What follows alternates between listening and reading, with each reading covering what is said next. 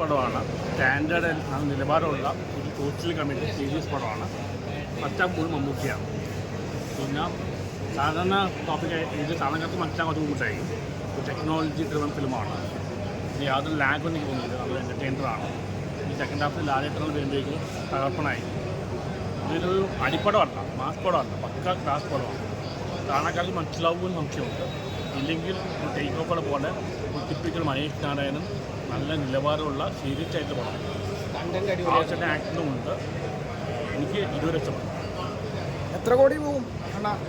എത്ര കോടി തൂക്കും പറയാൻ പറ്റില്ല. ഇത് ക്ലാസ് പടമാണ്, അടിപ്പടമല്ല, മാസ് പടമല്ല. സാധാരണ ഈ ടെക്നോളജി ഫിലിമായതുകൊണ്ട് സാധാരണക്കാർക്ക് മനസ്സിലാവണമില്ല. പടം നല്ലതാണ്. മേക്കപ്പ് ഹെയർ സ്റ്റൈലൊക്കെ ഉണ്ടല്ലോ, തകർത്ത് വാരുവാണ്. അതുപോലെയാണ് മമ്മൂട്ടി ചെയ്തിരിക്കുന്നത്. പിന്നെ ഒരു രാജ്യസുരക്ഷ, വ്യക്തി സുരക്ഷ, അതാണ് വിഷയം വന്നിരിക്കുന്നത് കേട്ടോ. കിടിലനായിട്ടുണ്ട്, എല്ലാവരും കിടിലനായിട്ടുണ്ട്. പിന്നെ മോഹൻലാൽ വരുന്നു, ആ ഒരു പ്രതീക്ഷ നിൽക്കുന്നു. കിടിലൻ പടം. മമ്മൂട്ടി തകർത്ത് വാരുവാണ്. അത്ര അടിപൊളിയാണ്. 100 കോടി മുകളിൽ മമ്മൂട്ടി ഫസ്റ്റ് 100 കോടി മുകളിൽ കിട്ടാൻ.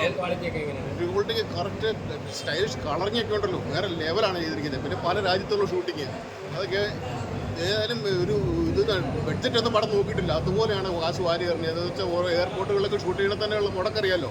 പല രാജ്യങ്ങളിലെ എയർപോർട്ടിലൊക്കെ ഷൂട്ട് ചെയ്ത് അതുപോലെ എന്ന് വെച്ചാൽ ബഡ്ജറ്റ് നോക്കാതാണ് പടം ചെയ്തിരിക്കുന്നത്. കിടിലനായിട്ടുണ്ട് കേട്ടോ. പ്രേക്ഷകർ ജയിക്കുന്ന ഒരു പടമാണ്. ഇതൊരു സുരക്ഷാ പ്രശ്നം, രാജ്യസുരക്ഷയേക്കാൾ മുകളിൽ വ്യക്തി സുരക്ഷയുടെ ഒരു ഇതാണ് കാണിക്കുന്നത് കേട്ടോ. ഗംഭീര തിയേറ്റർ എക്സ്പീരിയൻസ് ആണ്. നമ്മൾ സുഷിൻ ശ്യാമിൻ്റെ ആ ഒരു ബാക്ക്ഗ്രൗണ്ട് മ്യൂസിക്കിലൊക്കെ ഒരു ഇൻ്റർവെലിനോട് അടുക്കുമ്പോൾ ഒരു സീനൊക്കെ ഉണ്ട്. വൺ ഗൂസ് ബം മൊമെൻറ്റ്സ് ആണ്. പിന്നെ മഹേഷ് നാരായണൻ നമ്മൾ എന്താണ് പ്രതീക്ഷിക്കുന്നത്, ആ ഒരു കണ്ടൻറ് ഓറിയൻറ്റഡ് സിനിമയാണ്. ഇത് കാണുന്ന എല്ലാവരും ഇത് ചിന്തിക്കും. നിങ്ങളിപ്പോൾ നമ്മൾ ഈ മീഡിയ നിൽക്കുന്ന അതിൻ്റെ ആ ഒരു എന്താണ് ഈ ഒരു ഫോൺ ക്യാമറ ഇങ്ങനെയുള്ള സംഭവങ്ങളെക്കുറിച്ചാണ് ഇതിനകത്ത് പറയുന്നത്.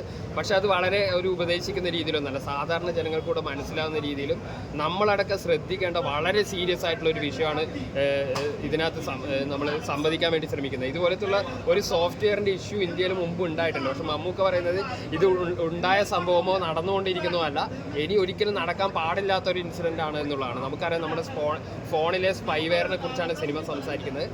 ഈ ഒരു ഹീറോയിസം സെലിബ്രേറ്റ് ചെയ്യുക എന്നതിലുപരി അതിഗംഭീരമായ കണ്ടന്റാണ്. ഞെട്ടിക്കുന്ന ഒരു ഉള്ളടക്കം ഈ സിനിമയ്ക്കകത്തുണ്ട്.